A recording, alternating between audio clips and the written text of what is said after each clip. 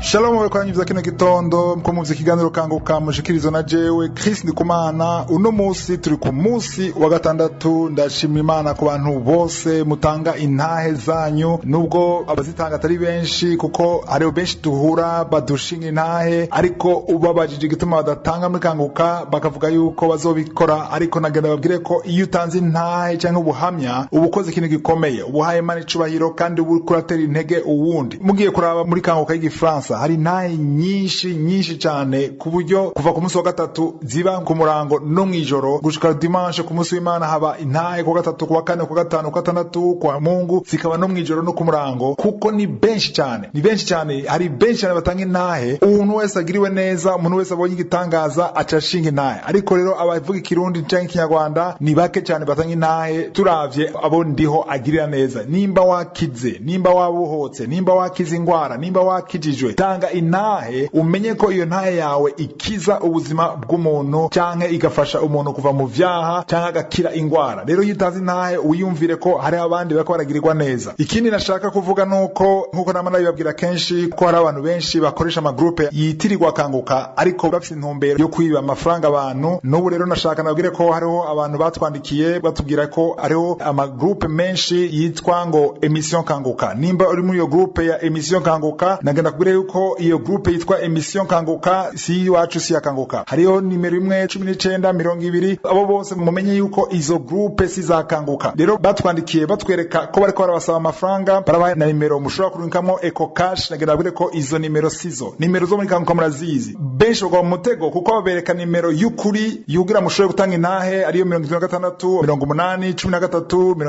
27 76 801 327. Bakabwira ngo mutange intahe kuri iyo nimero, ariko kugira ngo mushigikire umurimo bagaca babereka nimero yindi atari ya Kanguka. Iyo nimero rero batweretse ni 22 19 28 54 72 72 197 854. Iyo nimero si ya Kanguka. Nagenda nabwira yuko abo bantu babwira ngo murunkire amafaranga bakoresha amanimero atari ya Kanguka, mumenye ko ari abasuma. Nimwe atanga mumenye ko mudashigikiye umurimo wa Kanguka. Ivyo mushaka gukora muri Kanguka byose mubanze muhamagare kuri nimero iri kuri application canke yitwa Matubaha kugira muronke umuco. Ariko mumenye ko abantu benshi bariko baratwara amafaranga abantu biyitirira igikorwa ca Kanguka. Reka rero twumvize intahe, ndabasabe muzumvirize zose, inyuma y'izo ntahe duca dusenga.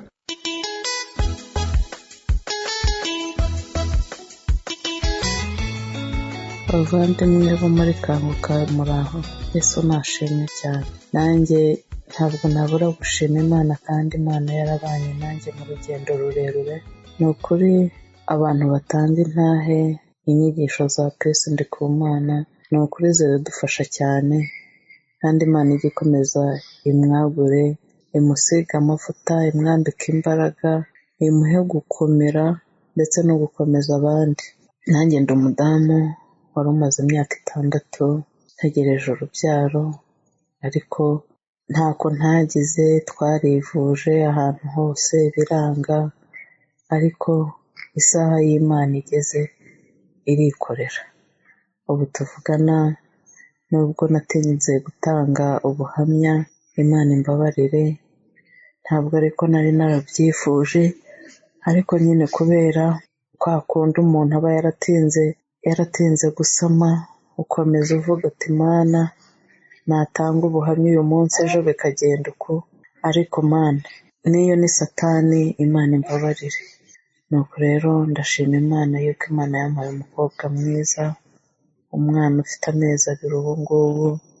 Ni umukobwa mwiza. Ni ukuri twizeye rero yuko n'abandi bagitegereje Imana izabakorera imirimo n'ibitangaza nk'uko natwe yabidukoreye. Ni byinshi yagiye inkorera, ariko ndashima Imana cyane. Icyari kimpangayikishije cyari icy'umwana. Imana ishimwe kandi ibahe umugisha, ikomeze bambika imbaraga. N'abatarabona ibyo basaba nabo bakomeze bizere, Imana izabibaha. Murakoze, Imana ibarinde.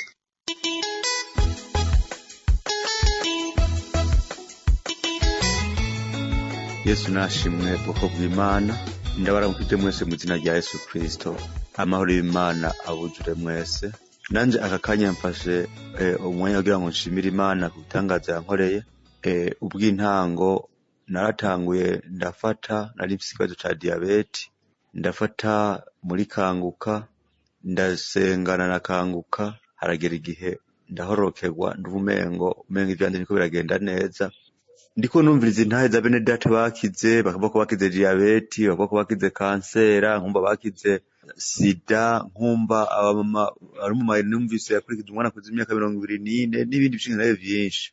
Nukuri ku buryo nta gushimira bene data babandanije batanga ibishinga ntahe, shimira n'umukozi w'Imana Kristo Ndikumana n'abafatanije bose ko bo batigeze bahengesanya, batigeze bahagarika gutanga imyanya batanga intahe, batigeze bahengesanya kutubwira ijambo ry'Imana. Rero kubw'ibyo jewe nanje nukuri narimaze iminsi itari mike ngwaye diabete, narimaze iminsi meze nabi, merewe nabi. Hanyuma rero mu nyuma ndavuga ati Mana nukuri nanje ngomba ndakumireko, ndavuga ati uko uzogenda kose vyanka bikura nzokwigwega nikwegera ku Mana, kuko iminsi nafashe imiti yo kwa muganga vyaranje. Ndagenda ndabwira bene data hagize nigeze nkoresha imiti kama, ndakoresha imiti kama biranka, ariko Imana imaze kunkorako, Yesu amaze kunkorako, uyu munsi ndavuga gashingira ntako nakize diabete. Iyo diabete bayitoye ifise ibiharuro 28 n'ibice 6, ariko Imana yangiriye ubuntu. Ejo itariki 31 z'uku kwezi nagiriwe ubuntu, ngiye kwipimisha basanze mfise ibipimo bingana 4 n'ibice 8. Numva umunezero, ndashima, ndanezererwa. Aho nari sanzwe nkorera ku ivuriro nyene, naciye ntanga ubuhamya opoye, naciye ntangura gushingira intaha abo dukorana, ndavyamamaza, ndabivuga kandi sinzokwigira mpengesanya kubivuga.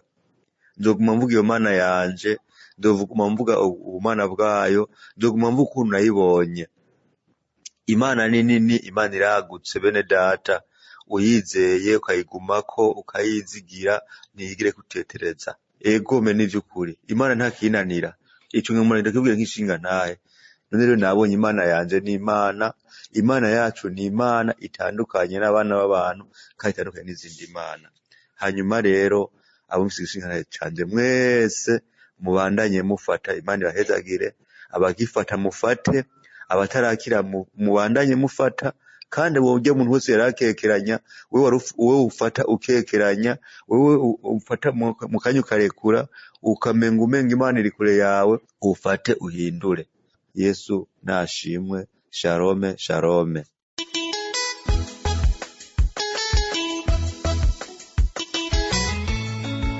Shalom shalom bwoko bw'Imana, nje ngaha numva ukuntu Imana yangiriye bwiza bwandiho, shima sinumva aho nohera naho nohereza. Imana yatugiriye neza, tuzaniraho kanguka. Muri kanguka twaronkeye vyinshi, muri kanguka twarahabohoka ingwara.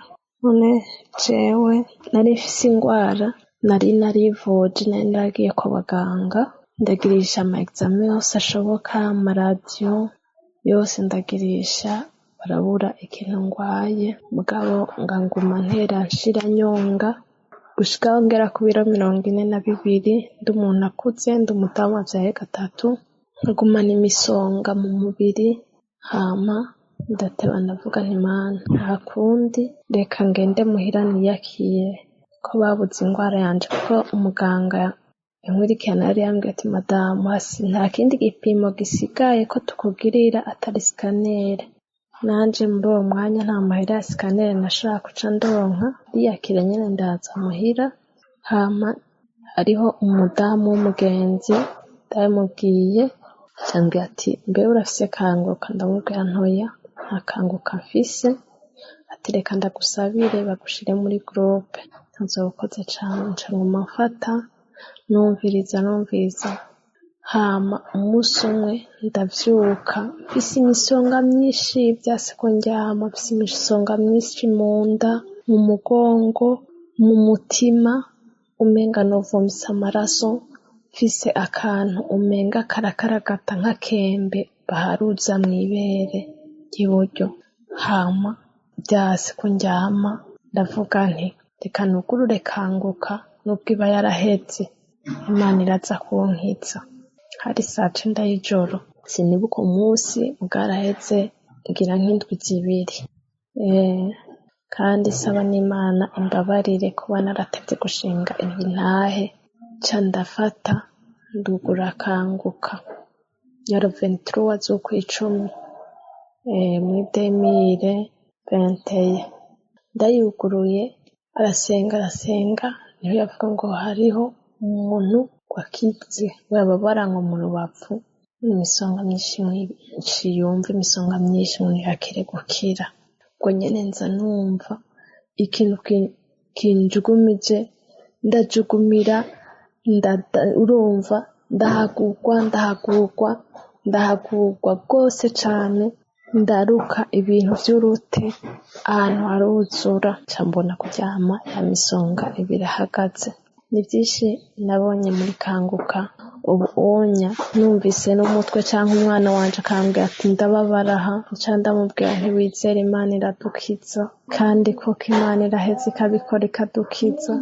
Imana ihezagire groupe ya Kanguka, ihezagire Kristo Ndikumana. Mana ntako tworonka tuvuga ivyo muri Kanguka, Imana nishimwe ntako noronka ndabivuga, birandenga ivyo yankoreye ni vyinshi. Ndashimiye ko vyo nibuka n'ivyo ntibuka vyose, yumve ko ndayishimye. Murakoze, Imana ibahezagire, yongere bahe inkomezi abatanga intahe. Shalom shalom.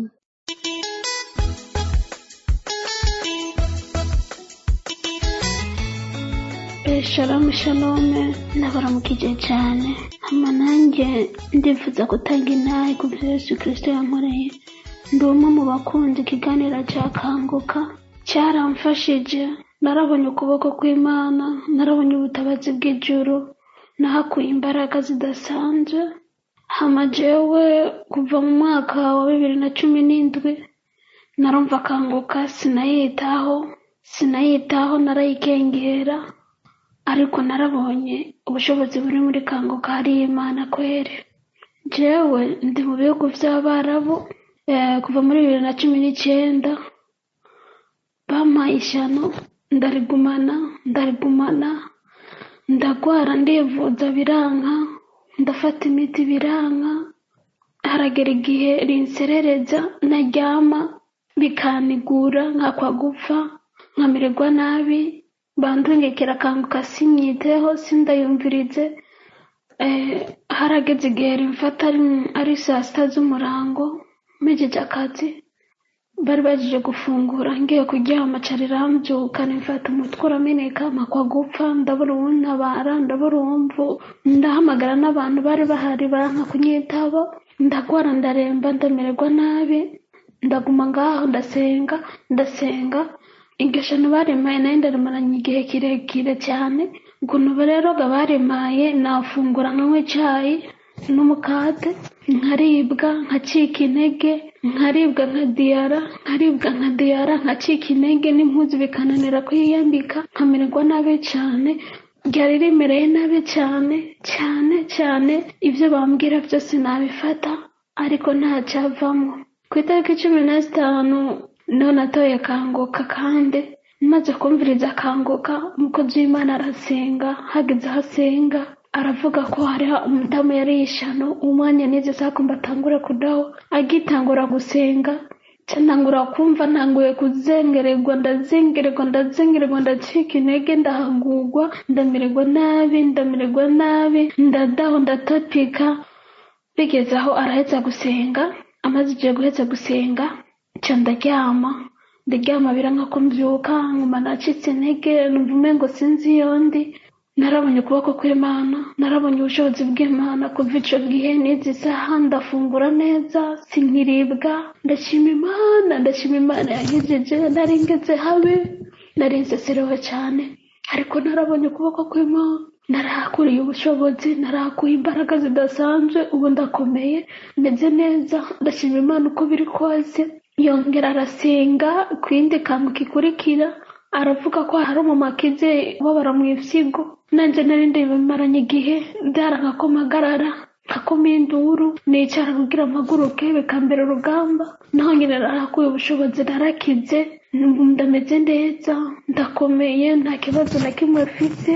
ndumva ndi muzima by'ukuri muri kanguka hari Imana ni ukuri abapanteneri bose Uwiteka bashoboza bambika imbaraga kwitanga mugire Uwiteka azabibahera ingero ni ukuri hari Imana narahabonye ubushobozi budasanzwe nahora narabikengera nta gaciro nabiha ariko kuva nkiri iryo shano n'iryo sibo ni ukuri ndashima Imana muri kanguka hari Imana Uwiteka bashoboze kandi abambika imbaraga agenda bagwanirira. Shalom shalom abumvise intahe yanjye bose Uwiteka abahezagire.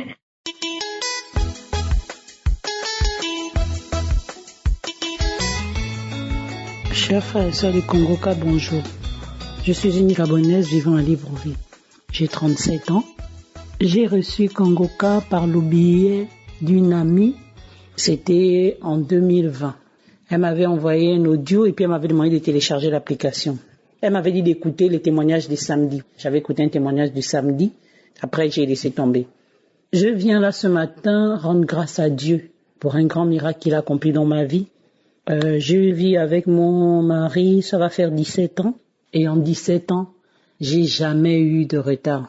Bene data muri kanguka mwaramutse ndi umugabo neza aba Libreville mfise imyaka 37 naronse kanguka biciye ku mugenzi hari mu 2020 yari yandukiye audio aca aransaba gutereshaja application yari yambwiye numvirize intahe zo kuwa gatandatu narumvirije rimwe intahe zo kuwa gatandatu hanyuma naciye ndabiheba nje muri kino gitondo gushimira Imana ku gitangaza gikomeye yakoze mu buzima bwanje mbana n'umugabo wanje harageze imyaka 17 hanyuma muri iyo myaka 17 sinigeze nteba kuja mu mihango ariko nyuma y'igihe kimwe natanguye kubona ko hari ikibazo naciye ntangura kuvyiganira abantu hirya no hino abavyeyi bambwiye bati ni kugenda kuri uriya muntu ndagenda barampa imiti yo kunwa ivyo no kwiyogesha narabikoze vyose iruhande y'ivyo ndagenda kwa muganga barampa imiti yo gusama hanyuma igihe kimwe narabwiye umugabo wanje nti ubu rero ndibaza ko bihagije ngomba ndabireke Imana nifise ijambo rya nyuma iri hejuru y'abaganga bose iri hejuru y'abavuzi bose imiti y'ikirundi nifise ijambo rya nyuma rero naciye ndabiheba harahera igihe guhera mu kwezi kwa gatandatu naciye ntangura kumviriza ama-audio y'intahe zo kuwa gatandatu hanyuma nkasengana n'umukozi w'Imana hanyuma itariki 25 z'ukwezi kw'icenda naraherekeje umugabo wanje kwa muganga mu bisanzwe yaragiye gutora inyisho rero nari ndamurindiriye mu modoka rero ko twari twazindutse tugenda uwo munsi wa gatandatu niyumvira ko mu gutaha nategerezwa kumviriza audio y'uwo munsi kwa gatandatu ariko mutonyi wanje yarandukiye audio kuri WhatsApp ari mu modoka narabonye ko yari kanguka ndavuga nti uko biri kose nari nateguye kuyumviriza muhira rero reka ndindire hanyuma numva ijwi mu mutima rimbwira riti oya nimba akurungikiye audio yumvirize ntuzi gituma ayikurungikiye rero naruguruye audio ndumviriza hari umupfasoni yariko ashinga intara amaze imyaka 24 atarasama yari yashoboye gusama kandi impande yiwe harumvikana ijwi ry'umubebe ariko ararira yongera niha. Et ce témoignage m'a touché particulièrement. Il m'a tellement ému, j'ai pas manifesté, mais j'ai pris ce témoignage comme le mien et j'ai dit à Dieu que si tu as fait ça, tu peux faire pour moi, Seigneur. J'ai pleuré dans la voiture, j'ai prié dans la voiture et ensuite j'ai laissé, nous sommes rentrés. Et à partir de cet instant, tous les jours, avant d'aller au travail le matin, je le mets, j'écoute tous les témoignages, je fais la même prière. Vraiment, je l'ai fait tous les jours. Iyo ntahe ubwayo yarankozeko cane nta manifestation canke ikimenyetso nagize ariko nafashe iyo ntahe nk'iyiwanje hanyuma nabwiye Imana nti nimba warakoze ivyo urashobora kubinkorera nanje mwami naraririye mu modoka ndasengerayo hanyuma ndaheza duca turataha guhera uwo mwanya imisi yose mbere kuja ku kazi mu gatondo nashira mu kanguka nkumviriza intahe zose nkakora rya sengesho nyene vy'ukuri nabikoze imisi yose mu kwezi kw'icumi naributse ko gushika ubu ntarabona ko mperutse mu mihango naciye nibwira ko amatariki atarashika kenshi twebwe abafasoni usanga bigoye gusama ntituba tukiraba imisi tuba duheruka kuja mu kwezi kuko nari naravuze ko ndabihevye vyose. Nari ngaho rero ca ntangura kubabara ku mabere. Naciye nibwira nti ngo ntiyoba ari intango ya kanseri y'ibere. Siniyumvira vy'ukuri ko noba natevye kuja mu mihango. Vy'ukuri vyari kure y'ivyo niyumvira. Narabandanyije kumviriza intahe, hanyuma umunsi w'umukozi w'Imana yaravuga ngo hari umupfasoni yibungenza, ariko ntavyo aramenya. Narakiriye iryo jambo ca ndavuga nti ndakiriye mwami, ndakiriye.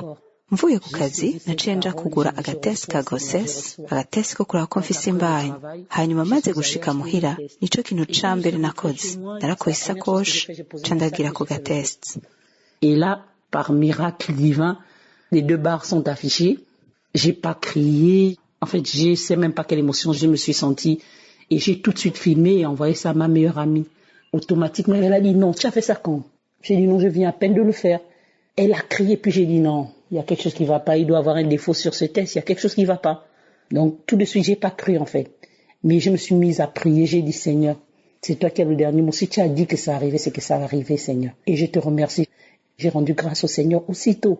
Mais malheureusement, nous, l'être humain, on est faible. On doute toujours. Ngaho rero mu buryo bw'igitangaza c'Imana ku gatest mbona bwa burongo bubiri buricafye. Sinakomye induru, kubisanzwe sinzi nuko niyumvise. Naciye ndabifata amasanamu ca ndabirungikira wa mugenzi wanje Mfamfe. Ubwo nyene yaciye avuga ati oya, ivyo wagize ni biki? Ivyo wabigize ryari? Namubwiye nti mpejeje kubikora mu kanya. Yarakomye induru ca ndavuga nti oya, hategerezwa kuba hari ikibazo kuri ako gatest, hari ikintu kitagenda neza. Rero ubwo nyene sinavyizeye, ariko naciye nsenga. Navuze nti Mana, ni wowe ufise ijambo rya nyuma. Nyimba waravuze ko biba nuko nyene vyabaye mwami, kandi ndagushimiye. Naciye nshimira Imana aho nyene. Ariko ikibabaje rero twebwe abana b'abantu turi abanyantege nke, twama dukekeranya. Rero naciye ndavyihoza, hama heze imisi 2 wa mugenzi wanje yambwiye ati oya, genda basurabe muganga. Yashaka ko tugenda bukeye, navuze ntoya bireke. Nagomba gusaba rendez-vous ku muganga maze imyaka nkurikirana, ariko nta mwanya yari afise. Rero naciye ngenda kuraba uyundi muganga. Yameze nk'umpebuza kuko wewe yavuze ati haracari kare, nta na kimwe tuza kubona ubu. Ariko naragirishije igipimo c'amaraso, naciye ngenda. Hanyuma ku mutaga wose nari ndindiriye inyishu. Natoye nimero y'umufaroma waho, ndamuhamagara arambwira ati ziraza kuboneka. Hanyuma nk'isaha 10 canke 11 z'umugoroba arampamagara arambwira ati inyishu zanyu zabonetse. Ndamubwira nti madame, ndabahaye uruhusha, nimugurure mumbwire uko bimeze. Nuko arambwira ko igipimo kiri positive. Narakomye akaruru n'umunezero, ariko sinigeze ndabibwira umugabo wanje. Naravyigumijemo, vyagumye hagati ya jewe na wa mugenzi wanje. Mu nyuma umugabo wanje amaze gushika, nararindiriye imisi 2 irahera, nca ndamwereka ico gipimo. Yagumye ngaho, hanyuma ikintu conyene yavuze ni ntubishire ku mutima nigoga. Rero vyarankoze ko navuze nti mbega ntanezerewe canke ntavyizera, ariko nuko vyari vyaramurengeye. Ntivyari bwigere bidushikira ko nteba kuja mu mihango, kandi n'abaganga ntibari baduhaye icizere. Bari barambwiye ko nimba noba mfise umugenzi canke umuvukanyi yompa imbuto, ahandi ho ntibizokunda ko nsama. Umugabo wanje wewe nta kibazo yari afise, ariko jewe harimwo ubusa. N'imyaka ko yari kiratujana, ariko n'umugabo wanje akuze konsumvya. Twari twarihebuye ukuntu. Mu nyuma naragiye kuraba umuganga ankurikirana, naramusiguriye arambwira ati ntitwihute ubwo nyene ngo tuvyemeze. Naciye nurira ku gitanda co kwa muganga kugira andabire. Et là, miraculeusement, j'entends le cœur du bébé qui bat. Lui-même, il n'en revenait pas. Il m'a demandé si je croyais en Dieu. J'ai dit oui, je crois en Dieu. Et il m'a dit non, Dieu vient de te bénir. Et il a ajouté, si c'est quelqu'un d'autre qui me l'aurait dit, je n'aurais jamais cru que vous étiez enceinte. Mais là, c'est moi-même qui découvre et j'entends le cœur du bébé. C'était incroyable, c'était inimaginable en fait. Et là, aujourd'hui, je suis là pour rendre grâce à Dieu. Je voulais le faire depuis, mais à chaque fois, j'hésitais. Mais un cœur m'a dit ce matin que je dois le faire pour encourager celles qui ont déjà perdu espoir. Hanyuma ngaho nyene mu buryo bw'igitangaza numva umutima w'umubebe uri kuratera, nawe nyene ntiyabitahura. yarambajije nimba nizera Imana. Navuze nti ego ndizera Imana. Yaciye ambwira ati Imana ihejeje kuguhezagira. Aca arasubira ati iyo yaba ari uwundi muntu abimbwiye sinari kuvyemera na gato ko mwibungenza, ariko ni jewe nyene ndavyiboneye kandi ndumva umutima w'umubebe utera. Ntivyari ivyo kwizerwa, ntivyari bisobanutse mu bisanzwe. Rero uno munsi ndi ngaha kugira nshimira Imana. Narashaka kubikora kuva kera ariko igihe cose vyaguma bingora, ariko uno munsi numvise mu mutima ko nkwiriye kubikora kugira ntere intege abamaze gutakaza ivyizigiro, kuko ni ntahe ya wa mufasoni yari amaze imyaka 24 atarasama yakomeje kwizera kwanje, yatumye ntacika intege, hanyuma ndizera. None uyu munsi Imana yarampezagiye, nukuri ntavyo nari niteze Mwami, nigitangaza wakoze ku buzima bwanje. Kubw'ivyo ndagomba gushimira ekipe yose yakanguka. Imana yarahinduye ubuzima bwanje iciye kuri mwebwe, kandi ndatera intege abo bose bamaze gutakaza ivyizigiro. Nimubandanye musenga, bandanya mwizera. Igihe c'abantu sico c'Imana, yo ikora ikintu cose ku gihe cayo. Muhezagirwe cane. Continuez à prier, continuez à croire. Le temps des hommes n'est pas celui de Dieu. Lui fait chaque chose en son temps. Soyez bénis en abondance.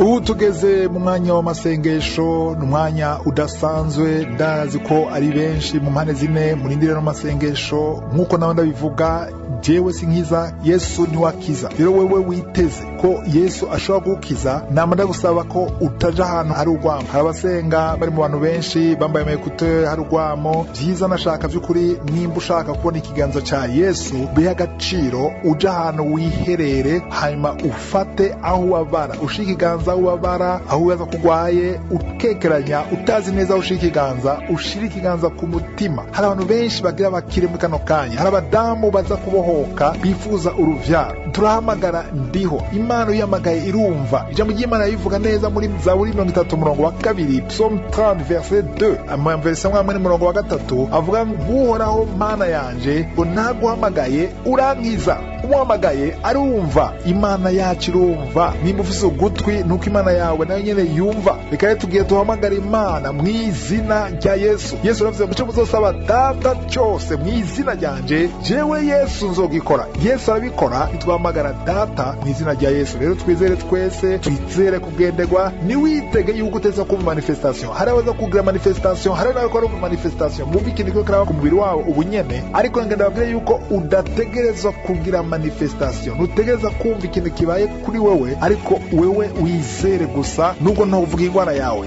zimwe zimwe ndazivuga, ariko nubwo ntuvuga ingwara yawe, ugisabwa nuko wizere. tuhamagare Imana yaremye isi n'ijuru mw'izina rya Yesu, nayo iragukiza kuko yiteze kugendera. wewe udakekeranya, wewe wizera. umwanya muto witegure, tugire dusenge.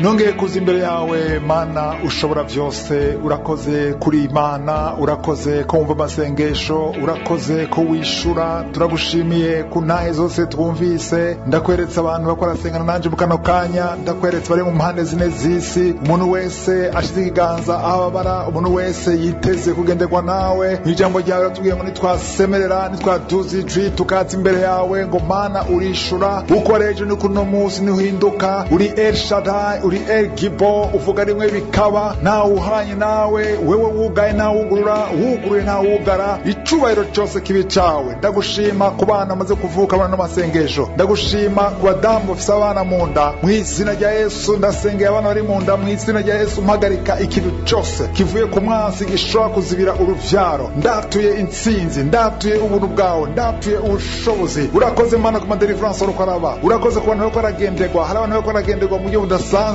hari umujene aboshwe n'urumogi. Yesu ariko arakubohora mu kano kanya, au nom de Jésus. Mana ndagushima ko uyu umujene abohotse, umusore akiri muto abohotse n'urumogi mw'izina rya Yesu. urakoze Mana ku bantu bariko bagira neza. uragushima ko uyu mama afashe ku mugongo ariko ararira, yumva imisonga. uri kurumva imisonga myinshi ku mugongo. Yesu ariko aragukiza. hari operation iriko iraba mu kano kanya. shima kukize umuntu wese agwaye umugongo, wizere. abadamu n'abagabo bariko barasenga mw'izina nizere ko mukize umugongo. Shira ikiganza ubabara mu kano kanya. Hari umuntu akumva umusonga kuva ntanguye yumva umusonga mu ryinyo, iyo ryinyo riko rakira mu izina rya Yesu. Urakoze Mana kuri kuramukiza, urakoze kubitangaza ko birakoreka. Hari abantu benshi ko baragendegwa, hari abadamu babiri babohotse ku busambanyi, abadamu babiri bubatse kandi baboshwe n'ubusambanyi, Yesu arababohoye. Hari umukobwa ariko arasengera mariage, amaze igihe ariko arasengera mariage, Yesu aragucira inzira. Ugura akanwa ushime nimba ari wewe ufashe ku gutwi wumva imisonga, shima Imana kugukijije ugutwi. Hari umuntu ashize amaboko yose ku mutwe, hasi ikibazo cya migraine, izere ko Yesu agukijije. Ugiye ahantu hari urwamo wumva umutwe ukubabaza cyane, ugiye ahantu hari itara wumva ubabara cyane, ariko kuva uno munsi Yesu aragukijije. Ugura akanwa ushime. Manda gushima kubitangaza ko biraba. Urakoze ku bantu bariko barabohoka, bariye uburozi, barishano. Hari abantu babiri barishano, Yesu akora babohora. Umwe akorumva ashaka kuvomeza, ashaka kudahwa, ashaka kuruka, Yesu akora cha imigozi mu izina rya Yesu. Hariho n'undi ariko arumva iseseme aza kudahwa cyangwa kuruka inyuma y'amasengesho. Hariho n'undi aza kudahwa kuruka imbere y'uko amasengesho arangira, Yesu akora bohora abantu benshi. Hari umuntu akorumva ashaka kuja kwihagarika mu kano kanya, Yesu akora cha imigozi. Hari imigozi ya karande ikiracika mu kano kanya, hari imigozi ya satani ikiracika. Yesu ndagushima kwa no kuragira neza. Urakoze kuri ya muntu akijije diabete, hari umuntu akwaye diabete, Yesu aragukijije. Nimba ari wewe ugura akanwa ushime. Ndagushima kuri ya mudamu amaze imyaka 8 atarigera sama n'umunsi n'umwe, ariko Yesu agiye kugira neza. Wowe ushize urutoke ku jisho, izere ko Yesu agukijije. Hari ni couple umugabo n'umugore bamaze imyaka 11 batarigera basama mu izina rya Yesu. Yesu agiye gucinzira. Umudamu yari yabivuyemo ariko ntimubivemo, komeza mwizere. Urakoze Mana kuri ya mudamu amaze kugira inda 3 zose zivayo. Ndagushima ko ugiye kumucinzira, umwana agiye kuvuka. Hari umuntu arumva ubushuhe bwinshi kuva ku mutwe bumanuka gushika mu birenge, Yesu ariko arakugira neza, akora kubohora. Hari deliverance ziko ziraba, hari abantu benshi bako baragendegwa. Hari umuntu yumva imisonga umubiri wose, ishima Imana ko Yesu agukijije. Wewe umudamu afise ikivyimba bakwiye ko atuza kukubaga, ariko Yesu wenyene agukingiye, ntuzobagwa. N'ubu hari umuntu akora umva umusonga mu mugongo, Yesu akora gukiza. Mana ndagushima ku bantu bakora girirwa neza. Urakoze kuri ya mukobwa ariko arasengera amahere menshi mu maso, Yesu akugiriye neza. Tanga urushime wowe ugwama intestin, hari ubushobozi bwandiye gukora kugendera mu izina rya Yesu. Hari umuntu ariko arumva yayura umwanya wose mu izina rya Yesu. Shima wewe kurasengera umwana mu bebe afite diarrhée vomissement, shima ko umwana akize mu izina rya Yesu. Hari umwana agwaye ahema nabi, ahumeka nabi, Yesu akora mukiza. Abana bose ko murasenga, izere ugura akanwa mushime. Ngasaba umwana wese ko arasenga shime, abavyeyi bakora sengera abana, shima ku bushobozi ko buragendera mu kano kanya. Ari umudamu asigaye cya frigidite atakifuza na gatoya umugabo wiwe, ariko Yesu akora gukiza. Tanga urushime ko Yesu agukijije. Wowe ugwa estoma, igifu canke umushishito, izere ko agukize mu kano kanya. Hari umuntu umwe umugabo akize estoma, igifu canke umushishito, izere ko Yesu agukijije. Hari abantu babiri bakize cancer, umwe n'umugabo wundi n'umugore, Yesu ariko arabohora abantu benshi. Shima ndagasaba abantu twese mwe dushime kubitangaza ko birakoreka. Nubwo utari kurumva kintu na kimwe muri wewe, nubwo utari kumva manifestation canke wumva navuze ingwara yawe, izere ushime kuvyo ndiho ariko arakora. Shima Imana ku bantu bakora kira mu kano kanya. Hariho benshi bariko baragenderwa. Hari umuntu asigaye cya constipation, amaze imyaka myinshi ufise constipation, ariko nagira ndagusabe nimba ari wewe ugura akanwa ushime ko Yesu akubohoye mu kano kanya. Wowe ufise ikibazo cya sinusite, abantu bashaka kuri babiri bafise ikibazo cya sinusite, izere ko Yesu agukijije. Hari abantu benshi bakora bohoka. Hari umuntu afise ikibazo cyanse ko hari itabi, bamusenga ngo heri itabi, shima ko Yesu akubohoye. Itabi rihagarare mu izina rya Yesu Kristo. Inyota y'itabi ihagarare, uze mu Yesu Kristo, wuzuye mpwemu yera, ukore ubugombe bw'Imana. Manda kweretse uno mugabo yagerageje guha itabi bikanka, ndavuze ni mu izina rya Yesu Kristo abohoke kandi yakira gakiza mu izina rya Yesu Kristo. Urakoze Mana. Hari umuntu afashe kuri pumo akumahaha ariko umva umusonga mu izina rya Yesu. Yesu agukijije hepfo y'ibere, ukumva umusonga ukobaza cyane, shima ko Yesu akubohoye. Urakoze Mana ku bantu bagiriye neza. Urakoze kuri ya mugore afashe ku muhogo asigaye cya grande thyroïde, shima ko Yesu akugiriye neza. Hari abantu benshi bakaragenderwa mu byo budasanzwe. Hari umuntu afashe ku ivi, yumva imisonga ikiramubaza ku ivi. Hari umuntu afashe ku kuboko kw'iburyo, hari umuntu afashe ku ijisho ry'iburyo, shima. Hari benshi bakorakira ingwara nyinshi ko zirakira, sishobora kuzivuga zose, sishobora kuvuga umuntu wese ingwara ko arakira, ariko ni benshi bakorakira. Shima, dushime twese, nubwo ntavuze ingwara yawe, nubwo tumvise manifestation, ariko shime kuko ni benshi Yesu agiriye neza. Mana turagushima ku bitangazo ukoze, icyubahiro cyose Mana no kuganza bibi vyawe ubu ni bidashira. Ni mu izina rya Yesu dusenze twizera, amen.